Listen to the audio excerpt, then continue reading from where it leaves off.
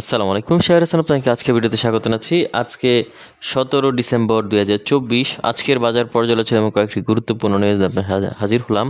আলহামদুলিল্লাহ, আজকে মার্কেট অনেক অংশে ভালো আপ হয়েছে আমরা খেয়াল করছি, এবং এটা খুবই একটা ভালো দিক বলে মনে হচ্ছে যে আস্তে আস্তে মার্কেট আপ হচ্ছে এবং সেই সাথে সাথে কিন্তু টাকার অঙ্কে লেনদেনও বৃদ্ধি পাচ্ছে আমরা খেয়াল করছি। যাই হোক, সবগুলো বিষয় নিয়ে আলোচনা করব। তো আলোচনায় যাওয়ার আগে একটা ছোট্ট অনুরোধ করি, আমার এই ভিডিওটি যদি আপনাদের ভালো লেগে থাকে বা সাধারণত উপকার আসে, তাহলে আমি আশা করবো আপনারা আমার চ্যানেলটিকে সাবস্ক্রাইব করবেন এবং ভিডিওতে লাইক অ্যান্ড শেয়ার করবেন। তো যাই হোক, আর কথা না বলে সরাসরি ভিডিওর মূল অংশে চলে যাই। তো আমরা এখানে দেখতে পাচ্ছি আজকে ডিএসসি সাধারণ সূচকে 45.72 পয়েন্টের মতো আপ হয়েছে। এছাড়াও ডিএসসি 30 সূচকে আমরা দেখতে পাচ্ছি 21.18 পয়েন্টের মতো আপ হয়েছে, এবং ডিএসসি সরিয়া সূচকে আমরা দেখতে পাচ্ছি 14.29 পয়েন্টের মতো আপ হয়েছে। অর্থাৎ তিনটি ইন্ডেক্সে কিন্তু ভালো পরিমাণ আপ হয়েছে আমরা খেয়াল করছি। এছাড়া যদি আমরা এখানে ইন্ডেক্স মোডটা যদি খেয়াল করি, তাহলে দেখতে পাচ্ছি ইসলামী ব্যাংক আজকে কিন্তু 13 পয়েন্টের মতো আপ করেছে। এছাড়াও জিপি, বিকন ফার্মা তারা কিন্তু 3.5 পয়েন্টের মতো আপ করেছে। এছাড়াও পূবালী ব্যাংক, এখানে বিএসসি, তারপর রেনাটা, জিপিএইচ ইস্পাত, তারপর এখানে আলারাফা ব্যাংক, এরা মোটামুটি আমরা দেখতে পাচ্ছি 2 থেকে 2.5 পয়েন্টের মতো আপ করেছে। এছাড়া আমরা দেখতে পাচ্ছি এখানে ব্র্যাক ব্যাংক, ওরিয়ন ইনফিউশন, এরা মোটামুটি 1.5 পয়েন্টের মতো আপ করেছে, খুবই ভালো দিক। এছাড়া যদি আমরা মার্কেট ড্র্যাগারের ক্ষেত্রে দেখি, তাহলে দেখছি মার্কেট ড্র্যাগারে মেঘনা পেট্রোলিয়াম 3 পয়েন্টের মতো মাইনাস করেছে, আর বাকি সবাই খুবই সামান্য পরিমাণ মাইনাস করেছে আমরা খেয়াল করছি, তেমন একটা মাইনাস করেনি, এটা খুবই ভালো দিক। এছাড়া আমরা যদি এখানে ট্রেড স্ট্যাটাসে যদি খেয়াল করি, তাহলে দেখতে পাচ্ছি যে আজকে 211টি শেয়ার আপ হয়েছিল, 76টি অপরিবর্তিত ছিল এবং পতন ঘটেছিল 110টির। এবং আমরা যদি এখানে টাকার অঙ্কে লেনদেনটা যদি খেয়াল করি, তাহলে দেখতে পাচ্ছি যে আজকে 450 কোটি টাকার মতো লেনদেন হয়েছে, গত দিনের তুলনায় প্রায় 150 কোটি টাকার মতো আপ হয়েছে। এটা খুবই একটা ভালো দিক যে লেনদেন এবং টাকার অঙ্কে মূল্য বৃদ্ধিপ্রাপ্ত শেয়ারের সংখ্যাও কিন্তু ভালোই বৃদ্ধি পেয়েছে তুলনামূলকভাবে, এবং এর ফলে কিন্তু পয়েন্টও কিন্তু বৃদ্ধি পেয়েছে আমরা খেয়াল করছি। তো সবগুলো পজিটিভ দিকই আমাদের জন্য একটা ভালো বিষয় আমরা খেয়াল করছি। তো যাই হোক, এরপর আমরা এখানে দেখতে পাচ্ছি টপ গেইনার এবং লুজার। তো টপ গেইনার আজকে বিএসসি, তারপর এখানে জিপিএস ইস্পাত, জেমিনি সি, হামি ইন্ডাস্ট্রিজ, এরা সবাই কিন্তু হল্টেডের কাছাকাছি বৃদ্ধি পেয়েছে, আর বাকি সবাই মোটামুটি বৃদ্ধি পেয়েছে। আর অপরদিকে যদি আমরা লুজারের ক্ষেত্রে দেখি, লুজারের ক্ষেত্রে আমরা দেখতে পাচ্ছি এখানে মেঘনা পেট্রোলিয়াম লুজার শীর্ষে রয়েছে, তবে তারা যে অনেক বেশি মাইনাস করেছে বিষয়টা এরকমও নয়, মোটামুটি মাইনাস করেছে আমরা খেয়াল করছি, আর বাকি সবাই খুবই সামান্য মাইনাস করেছে। এছাড়া আমরা যদি এখানে টাকার অঙ্কে লেনদেনটা খেয়াল করি, তাহলে দেখতে পাচ্ছি ওরিয়ন ইনফিউশন টাকার অঙ্কে লেনদেনের শীর্ষে ছিল। এছাড়া দ্বিতীয় অবস্থানে ছিল বিএসসি, আর বাকি সবাই মোটামুটি লেনদেন করেছে আমরা খেয়াল করছি। এর পরবর্তীতে আমরা যদি এখানে মার্কেট ম্যাপটা নিয়ে যদি আলোচনা করি, তাহলে দেখতে পাচ্ছি আজকে বেশিরভাগ সেক্টরই ভালো করেছে তুলনামূলকভাবে, তবে সবচেয়ে বেশি খারাপ করেছে কর্পোরেট বন্ড, এই সেক্টরটি বর্তমানে কিছুটা খারাপ করছে পারফরমেন্স। এছাড়া আর বাকি সবাই মোটামুটি ভালো বা খুবই সামান্য পরিমাণ খারাপ করেছে। যাই হোক, এরপর আমরা যদি এখানে ব্লক ট্রানজেকশনে যদি আলোচনা করি, তাহলে দেখতেছি আজকে ব্লক মার্কেটে ইআইএল তুলনামূলকভাবে ভালো লেনদেন করেছে ব্লক মার্কেটে। এছাড়া আমরা যদি এখানে খেয়াল করি, মিডল্যান্ড ব্যাংক মোটামুটি ভালো লেনদেন করেছে। এছাড়া আমরা এখানে দেখতে পাচ্ছি আল আরাফা ব্যাংক, এটাও কিন্তু মোটামুটি ভালো লেনদেন করেছে ব্লক মার্কেটে। তো আপনারা চাইলে দেখে নিতে পারেন এবং এখান থেকে চাইলে ভালো শেয়ারে বিনিয়োগ করতে পারেন। তো যাই হোক, এই ছিল মোটামুটি আজকের বাজারের অবস্থা। তো এখন আমরা চলে যাবো কয়েকটি গুরুত্বপূর্ণ নিউজে।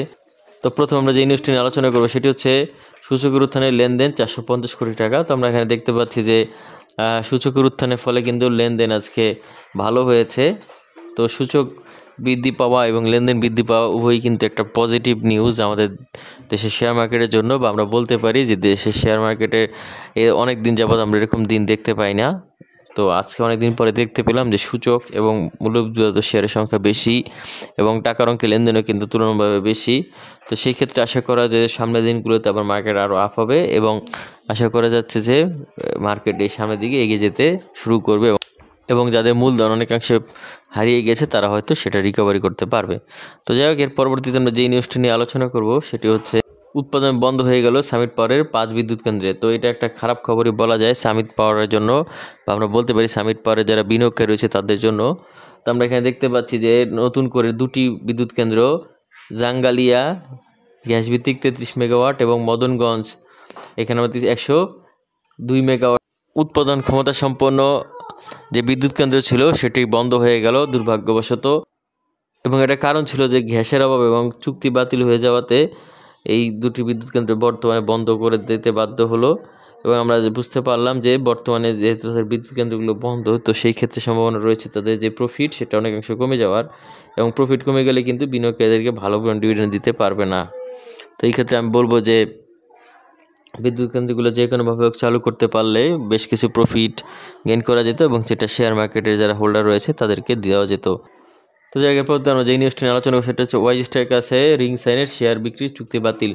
তো মূলত শেয়ার তালিকাভুক্ত রিং সাইন টেক্সটাইল ওয়াইজ স্টারের টেক্সটাইল মিলের সাথে শেয়ার চুক্তি বাতিল করা হয়েছে, এবং এই কোম্পানি এক বিবৃতিতে বলেছেন যে গত রবিবার এক কোম্পানির বৈঠকে শেয়ার বিক্রি চুক্তি বাতিল করা হয়। বিবৃতিতে রিং সাইনের ব্যাখ্যা বলছেন যে স্টেক হোল্ডারদের স্বার্থ রক্ষার জন্য চুক্তির অবসান প্রয়োজন ছিল। চুক্তি বাতিলের প্রাথমিক কারণ হিসেবে কোম্পানি আলোচ্য চুক্তিকে ঘিরে বিতর্কিত কার্যক্রম উল্লেখ করেছেন। তো মূলত আমরা যেটা বুঝতে পারলাম যে তাদের এই চুক্তি বাতিলের ক্ষেত্রে মূল যে ভূমিকাটা নেওয়া হয়েছিল সেটা হচ্ছে যে বিতর্কিত কার্যক্রমের কারণে এই চুক্তিটি বাতিল করা হয়েছে। তো আসলে এই সকল বিষয়গুলো একটু বিশ্বাসযোগ্যতার অভাব সৃষ্টি করে বিনিয়োগকারীদের মাঝে। তো সেই ক্ষেত্রে আমি বলতে পারি যে রিং সাইনের আর একটু দায়িত্বশীল ভূমিকা পালন করা উচিত। তো যাই হোক, এর পরবর্তীতে আমরা যেই নিউজটি নিয়ে আলোচনা করব সেটি হচ্ছে ঝলক দেখালো জেড ক্যাটাগরির 4 শেয়ার। তো আমরা দেখতে পাচ্ছি যে আজকে 4টি শেয়ার ভালো অবস্থানে ছিল, তবে এরা বেশিরভাগই কিন্তু জেড ক্যাটাগরির শেয়ার। তো আমরা দেখতে পাচ্ছি যে এই 4টি শেয়ারই জেড ক্যাটাগরি, যেমন Hami Industries, Jute Spinners, Family Tex, Sabco Spinning. এই 4টি কোম্পানি যদিও আজকে মূল্যবৃদ্ধিপ্রাপ্ত শীর্ষে ছিল বা হল্টেড অবস্থানে ছিল, তাদের কিন্তু তেমন একটা ভালো অবস্থান নেই, ফান্ডামেন্টালি স্ট্রং নয়। তো আপনারা আসলে এই সকল শেয়ারগুলোতে বিনিয়োগ করার ক্ষেত্রে জেনে বুঝে বিনিয়োগ করুন এবং ধৈর্য ধারণ করে বিনিয়োগ করুন। আশা করা যাচ্ছে সেখান থেকে আপনারা ভালো কিছু গেইন করতে পারবেন। এবং একটা বড় বিষয় হচ্ছে আপনারা যদি এসআইপি সিস্টেমে বিনিয়োগ করতে পারেন তাহলে সেটি আপনাদের জন্য বেশি লাভজনক হবে বলে আশা করা যায়। যাই হোক, এর পরবর্তীতে আমরা যেই নিউজটি নিয়ে আলোচনা করবো সেটি হচ্ছে ব্লকে 7 কোম্পানি বড় লেনদেন। তো আমরা এখানে দেখতে পাচ্ছি যে আজকে ব্লক মার্কেটে 7টি কোম্পানি ভালো লেনদেন হয়েছে। তো সেই কোম্পানিগুলো কার আমরা ট্র্যাক নজরে দেখে নিই। তারা হচ্ছে express insurance, Midland bank, Al-Arafah ইসলামী ব্যাংক, রূপালী লাইফ ইন্স্যুরেন্স, ফাইন ফুড, আলিফ ইন্ডাস্ট্রিজ এবং Reliance the first mutual fund, যেটা আর কি। তো এরা মোটামুটি 20 কোটি 34 লাখ টাকারও বেশি লেনদেন করেছে। তো আপনারা চাইলে এই সকল শেয়ারগুলোতে বিনিয়োগ করতে পারেন। আশা করা যাচ্ছে এখান থেকে আপনারা ভালো কিছু গেইন করতে পারবেন। তো যাই হোক, এর পরবর্তী আজকে যেই নিউজটি নিয়ে আলোচনা করবো সেটি হচ্ছে দাম বৃদ্ধির নেতৃত্বে এ ক্যাটাগরি 3 শেয়ার। তো আমরা এখানে দেখতে পাচ্ছি যে আজকে মূল্যবৃদ্ধিপ্রাপ্ত শেয়ারের মধ্যে এ ক্যাটাগরি শেয়ারও ছিল। তো আমরা একটু দেখে নিই এক নজরে কারা। তারা হচ্ছে Bangladesh shipping corporation, Gemini sea food এবং জিপিএস ইস্পাত। এরা কিন্তু আজকে ভালো পরিমাণে বৃদ্ধি পেয়েছে এবং আশা করা যাচ্ছে সামনের দিনগুলোতে ভালো করবে। তো আপনারা চাইলে দীর্ঘমেয়াদের জন্য ভালো ভালো শেয়ারে বিনিয়োগ করতে পারেন, এবং আপ ট্রেন্ডের শেয়ারে বিনিয়োগ করতে পারলে আপনারা এই মুহূর্তে ভালো পরিমাণ প্রফিট গেইন করতে পারবেন, অল্প সময়ের মধ্যেই পারবেন। এরকম একটি বিষয়বস্তু কিন্তু রয়েছে। তো যাই হোক, এই ছিল মোটামুটি আজকের গুরুত্বপূর্ণ নিউজ এবং বাজার পর্যালোচনা। আশা করছি আজকের এই নিউজ এবং বাজার পর্যালোচনা ভালো লেগেছে এবং সামান্যতম উপকার আসবে।